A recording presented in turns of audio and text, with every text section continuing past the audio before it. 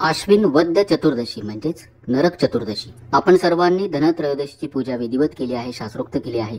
दिवाळीतील धनत्रयोदशी नंतरची महत्वाची तिथी म्हणजे नरक चतुर्दशी. अभ्यंग स्नानासोबतच नरक चतुर्दशीच्या दिवशी काही लक्ष्मीकारक उपाय सेवा अवश्य कराव्यात. नरक चतुर्दशीला काय करावं, या दिवशी कोणत्या आध्यात्मिक सेवा कराव्यात, कोणते लक्ष्मीकारक उपाय करावेत, ज्यामुळे माता लक्ष्मीचा आपल्या घरामध्ये अखंड वास राहील, आपल्यावरती नेहमीच तिची कृपादृष्टी राहील. हीच माहिती आपण आजच्या व्हिडिओत बघणार आहोत. चॅनलवर आपण नवीन असाल चॅनल सबस्क्राईब करा, बेल आयकॉन दाबायला विसरू नका. कमेंट बॉक्समध्ये आपल्या शंका असतील विचारा. कमेंट बॉक्समध्ये जय महालक्ष्मी नक्की लिहा आणि लक्ष्मीपूजन शास्त्रोक्त मंत्रासह करा. संपूर्ण व्हिडिओ मी चॅनलवर अपलोड केला आहे, आपण तो नक्की बघा. लिंक डिस्क्रिप्शन बॉक्समध्ये मी देत आहे आणि त्यानुसार तो व्हिडिओ लावून द्या आणि सोबत लक्ष्मीपूजनाची पूजा करा. अश्विन वद्य चतुर्दशीला पहाटेच्या वेळी भगवान श्रीकृष्णांनी नरकासुराचा वध केला होता, म्हणून ही तिथी नरक चतुर्दशी म्हणून प्रसिद्ध आहे.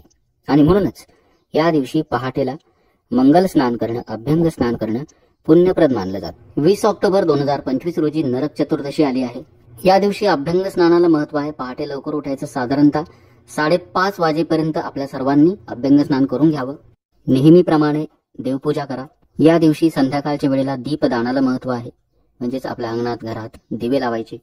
त्यानंतर ज्यांना ज्यांना शक्य होईल प्रदोष काळी भगवान शिवाचा कुठलाही मंत्र, ओम नमः शिवाय किंवा महामृत्युंजय मंत्र, ओम त्र्यंबकम यजामहे सुगंधिं पुष्टिवर्धनम उर्वा रुक्मे बंधनान मृत्युर्मोक्षी यमामृतात, या मंत्राचं पठण करा.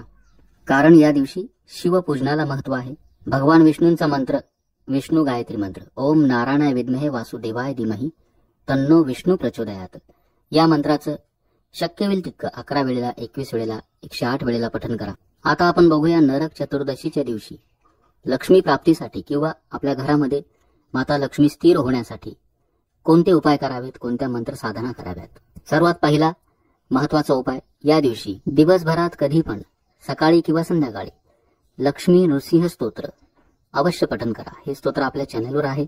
दिंडोरी प्रणित स्वामी दरबाराचा नित्यसेवा जो ग्रंथ आहे त्यामध्ये सर्व स्तोत्र आहे, त्यामध्ये देखील हे स्तोत्र आहे.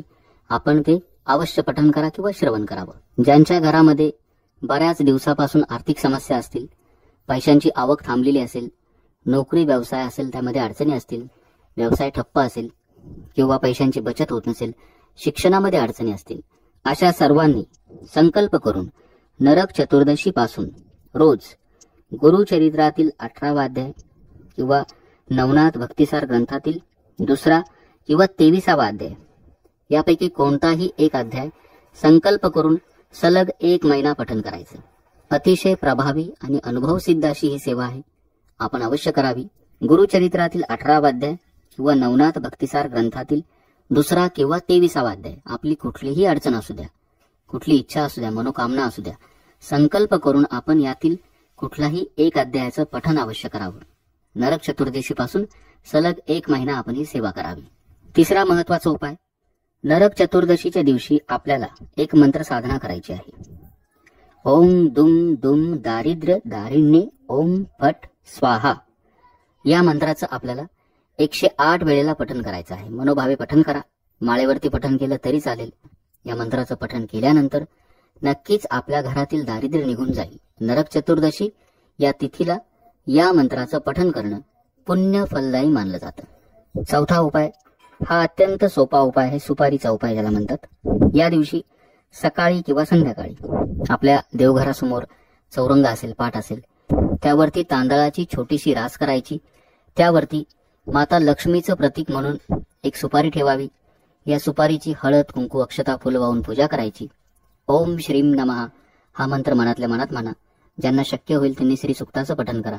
त्यानंतर सुपारी रात्रभर तशीच चौरंगावरती ठेवा. दुसऱ्या दिवशी सकाळी या सुपारीला हळद कुंकू व्हायचं आणि ही सुपारी आपल्या तिजोरीमध्ये किंवा कपाटामध्ये ठेवून द्या. ज्या पद्धतीनं आपण कुबेर पोटली आपल्या घरात ठेवतो, अगदी त्याच पद्धतीनं ही जी सुपारी आहे ही लक्ष्मीकारक असं कार्य करते. घरामध्ये लक्ष्मी खेचून आणते, माता लक्ष्मीची आवक वाढते, पैशांची आवक वाढते. पुढील साधना, ज्यांचे कोर्ट कचेरीमध्ये खटले सुरू असतील, कुठं शत्रुपीडा असेल किंवा आपल्याला वाटत असेल की कुठल्या ना कुठल्या कारणानं चांगला तेजीत असलेला व्यवसाय किंवा धंदा यामध्ये काही बाधा आल्या असतील, अशा वेळेला नरक चतुर्दशीच्या दिवशी संध्याकाळी आपल्याला मारुती रायाची म्हणजेच हनुमंतांची सेवा करायची आहे. कुठली सेवा करायची? जवळपास कुठं जर मारुती रायाचं मंदिर असेल त्या ठिकाणी जाऊन दर्शन घ्या. नसेल हरकत नाही, आपल्या घरातच देवघरासमोर मारुती रायाचं स्मरण करायचं आणि मारुती स्तोत्राचा एक वेळा फक्त पठण करायचं. मारुती स्तोत्र एक वेळा पठण करा. ही सेवा आपल्याला नरक चतुर्दशीच्या दिवशी संध्याकाळी करायची आहे. असं केल्यानंतर शत्रुपीडा जर असेल ती कमी होईल. कोर्ट कचेरीतले जे खटले असतील मार्गी लागतील, त्याचा निकाल आपल्या बाजूने लागेल. कुठं पैसे अडकले असतील नक्कीच ते देखील आपल्याला परत मिळतील. आपल्याला एक वेळा फक्त मारुती स्तोत्राचं नरक चतुर्दशीच्या दिवशी संध्याकाळी पठण करायचं आहे. स्त्री किंवा पुरुष कोणीही ही सेवा करू शकतं.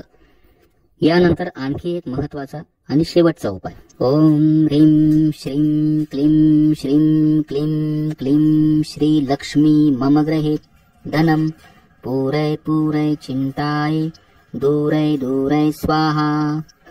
ओम ह्रीं श्रीं क्लीं श्रीं क्लीं क्लीं श्री लक्ष्मी मम ग्रहे धनम पूरै पूरै चिंताय दूरै दूरै स्वाहा.